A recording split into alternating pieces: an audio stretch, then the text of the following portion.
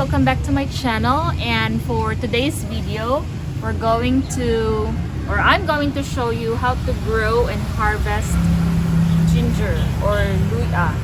So for those who know me, I'm into gardening. This is my favorite hobby and I've been planting ever since. So during this pandemic, guys, like, I grow a vegetable garden. So I have radish, I have eggplant, I have okra and ube, and I also have some herbs and cucumber and papaya and squash and a lot more. And this is one of my favorite plants to grow, ang luya, because very less maintenance, guys. Like, you just plant it and wait for pila ka months and then harvest na dayon ka. So this one right here is ready to be harvested. Mga kuan na ni siya, 9 months. We planted this last February this year, even before the lockdown, and look, I think it's ready to be harvested na torn na iyang plastic pot kay kata na siya og unon. And this one too. So you need to prepare a loose type of soil, garden soil, topsoil with animal manure para your plant will grow healthy. I prefer it in a big plastic pot. I think it grows more kung sa pot compared sa when you grow it directly on the soil. So you need a rhizome like this, 2 to 3 inches small, and just put it right here. That one is ready, and this one goes into another pot. This is a small one, pero this is okay na.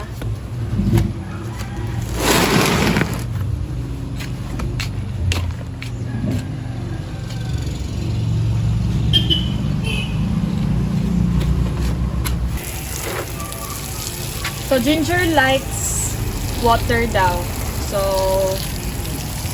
be generous in watering your ginger, and it also loves full sun, so keep them away from shade. It will thrive more pag under full sun. So there you go.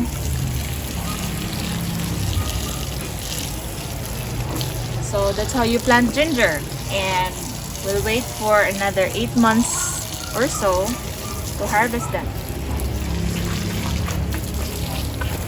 So we're going to harvest 3 pots today. We will save the other pots for later. I also have another batch of ginger that will be ready for harvest in 5 months or so para continuous atong harvest. So you can also like get a part of it lang and let the plant grow some more. Pwede ra ka magkuha o like a part of it. But this one, the whole pot is ready for harvest na, so might as well get the whole thing.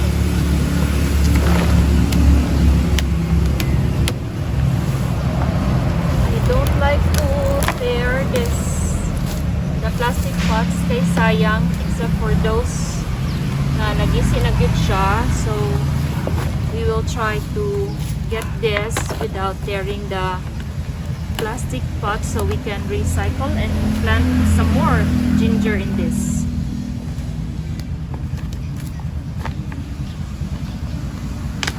This is good for salabat. I also actually like this for my detox drink.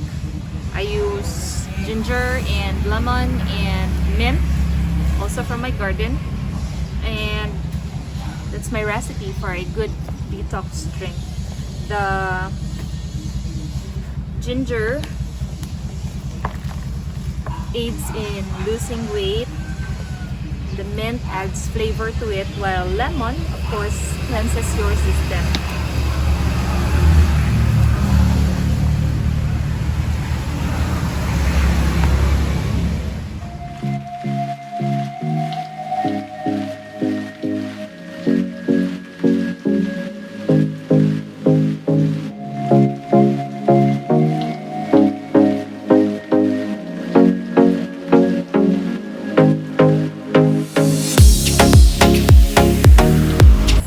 These are all the ginger that we were able to harvest today. I hope you learned something out of this video.